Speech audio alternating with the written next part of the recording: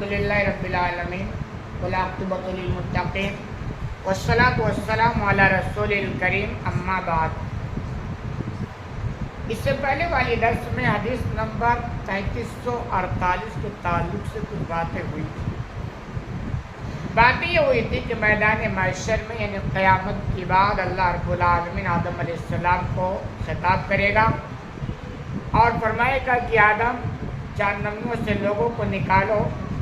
आदम अलैहिस्सलाम कहेंगे जहन्नमियों की तादाद कितनी है? अल्लाह फरमाएगा हर 1000 में से 999।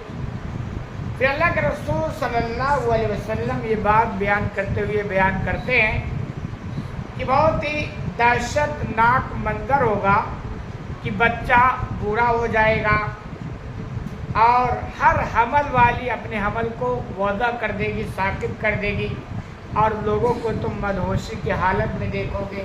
हालांकि ये मदहोशी नहीं बल्कि अल्लाह का अजाब होगा। ये सारी बातें हो गई।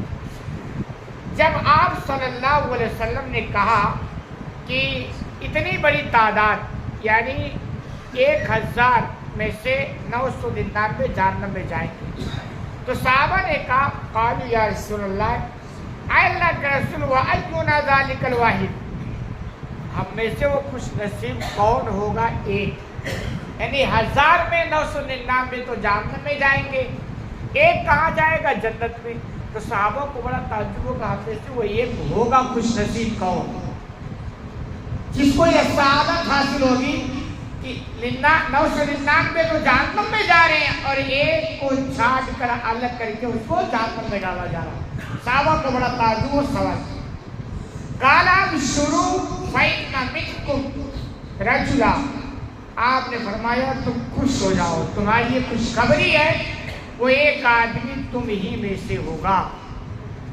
यानी वमिन याजूज व माजूज अल्फ, और याजूज माजूज में से 1000 होंगे, 1000 में से 999 होंगे। यानी एक की तादाद तुम यानी उम्मत मोहम्मदिया सल्लल्लाहु अलैहि वसल्लम में से होगी और 1000 या 999 की तादाद जो जहन्नम में जाएंगी वो याजूज माजूज में से होगी। याजूज माजूज ये 2 कबीलों का नाम है। नूह अलैहिस्सलाम के एक बेटे जिनका नाम याफिस या याफस था, उनकी औलाद में से ये नस्ल चली। तो कुर्बे क़यामत में ये बहुत बड़ी तादाद होगी, जाहिर होंगे और कितना फसाद मचाएंगे। इनकी बहुत लंबी तादाद है। तो इस तरह 1000 या 999 ये जहन्नम में जाएंगे और एक जन्नत में जाएगा। सुम्मा क़ाल, फिर आपने बयान किया वल्लज़ी नफ्सी बियदी इन्नी अर्जू अन तकूनु रुबा अहलिल जन्ना, कसम उस ज़ात के जिसके हाथ में मेरी जान है, मुझे उम्मीद है कि तुम जन्नतियों में से 1/4 होगे, यानी 1/4, 4 हिस्से में से 1 हिस्सा तुम होगे।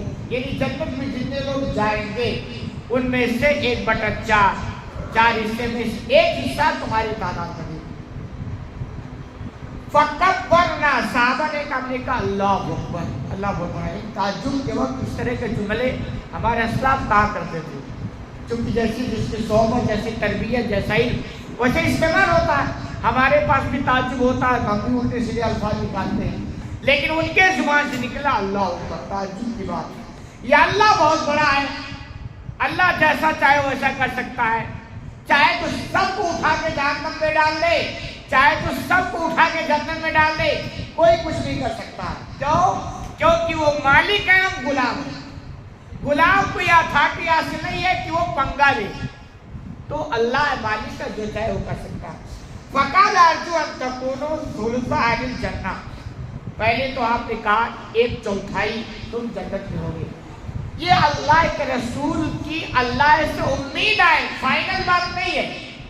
मुझे उम्मीद है अल्लाह से कि तुम्हारी ये तादाद होगी। फिर आगे आपने कहा कि मुझे उम्मीद है तुम्हारी तादाद जन्नत में 1/3 होगी, यानी 1/3, 3 हिस्सा में से 1 हिस्सा तुम जन्नत में जाओ। पहले आपने 1/4 कहा, उसके बाद 1/3 कहा। ये उम्मीद है, जैसा आपने देखा उस तरह आपको लगा कि ये हो सकता है। और अल्लाह के रसूल सल्लल्लाहु अलैहि वसल्लम जो उम्मीद करें अल्लाह से, ये पूरी उम्मीद है कि इंशाअल्लाह वो उम्मीद पूरी होगी। तो फिर आपने कहा مجھے امید ہے کہ تمہاری تعداد جنت میں 1/3 ہوگی۔ فَكَبَّرْنَا صحابہ نے کہا، پھر ہم نے کہا اللہ اکبر، اللہ بہت بڑا۔ فَقَالَ أَرْجُو أَن تَكُونُوا نِصْفَ أَهْلِ الْجَنَّةِ، پھر آپ نے فرمایا مجھے امید ہے کہ جنت میں تمہاری تعداد نصف ہوگی، یعنی آدھا۔ جتنے لوگ جنت میں جائیں گے ان میں سے آدھا تم یعنی امت محمدیہ صلی اللہ علیہ وسلم کے افراد ہوں گے اور باقی میں سب لوگ ہوں گے۔ تو اس امت کی ایک بڑی تعداد بھی جنت میں جائے گی، لیکن کب جائے گی اس کی کوئی نہیں۔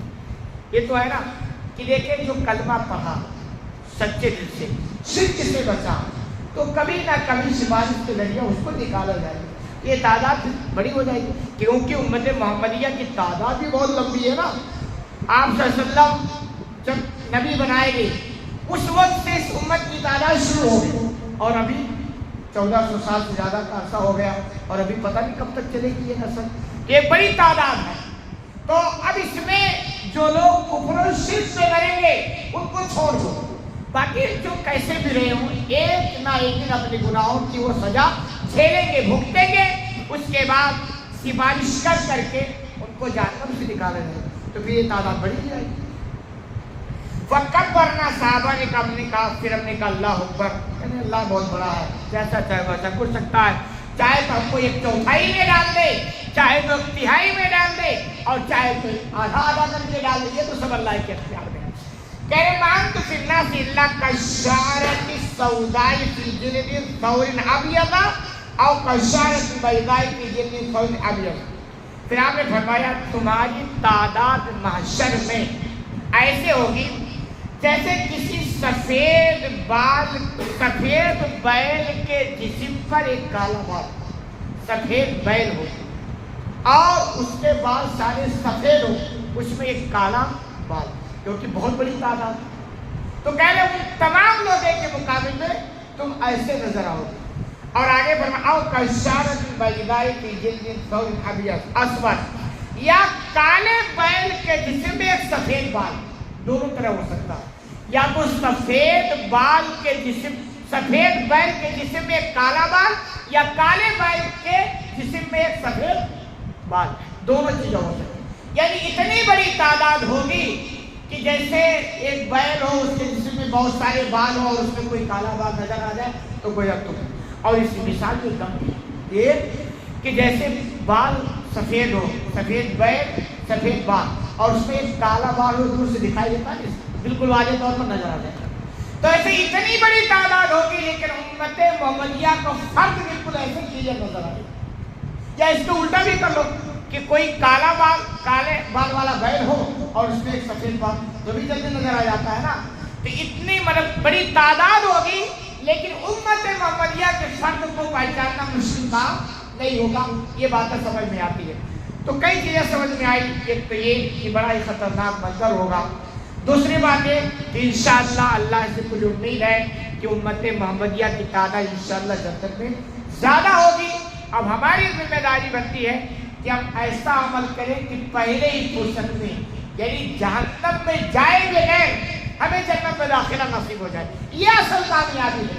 ورنہ دھکا لگا کے تو بہت سارے لوگوں کو نکالا ہی جائے گا جو شرک و کفر سے بچ گیا ہو، لیکن وہ اصل کامیابی نہیں ہے۔ کامیابی یہ ہے کہ آپ اللہ کی عبادت اور اللہ کو ایسا خوش کرو نا کہ بغیر دھکا لگائے۔ جیسے کبھی کبھی کیا ہوتا ہے، کوئی بچہ 1-2 نمبر سے فیل ہو جاتا ہے تو اس کو مدرسے یا اسکول کا رول ہوتا ہے 1-2 نمبر دھکا، ترقی ہوتی ہے، اس کو ترقی دے دو، تو پاس تو ہوا لیکن پیچھے کیا لگ گیا، ایک دھبا لگ گیا، بھائی دھکا لگا کر کے اس کو پاس کیا گیا ہے۔ اور ایک ہوتا ہے اپنے بلبوتے پر، تو یہ کام ایسا کرو کہ دھکی کی ضرورت نہ پڑے اپنے بلبوتے پر، اور پہلی فرصت میں تم کو جنت کا داخلہ نصیب ہو جائے۔